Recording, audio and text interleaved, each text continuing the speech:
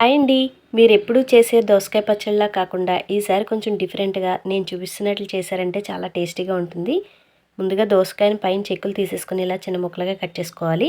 ఇప్పుడు పొయ్యి మీద ప్యాన్ పెట్టుకొని ఒక స్పూన్ ఆయిల్ వేసుకొని 2 స్పూన్లు పల్లీలు, ఒక స్పూన్ ధనియాలు, ఒక స్పూన్ జీలకర్ర, 4, 5 వెల్లుల్లి రబ్బలు కూడా వేసి 50% వేపుకోవాలి.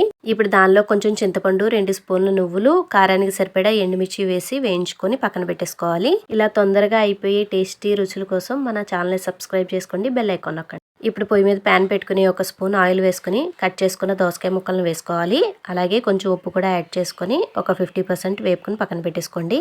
ఇప్పుడు మరలా అదే ప్యాన్లో 2 స్పూన్లు ఆయిల్ వేసుకొని కొంచెం వెల్లుల్లి రబ్బలు, జీలకర్ర, ఆవాలు, ఎండుమిర్చి, కరివేపాకు వేసుకొని కొంచెం పసుపు కూడా యాడ్ చేసుకుని ఆ పోపుని పక్కన పెట్టేసుకోండి. ముందుగా పల్లీలను మిక్సీ జార్లో వేసి గ్రైండ్ చేసుకోవాలి. తర్వాత దోసకాయ ముక్కలు, కొంచెం ఉల్లిపాయ ముక్కలు బరకగా గ్రైండ్ చేసుకుని సర్వ్ చేసుకోవడమే. పోపు కలిపేసుకొని టాటా.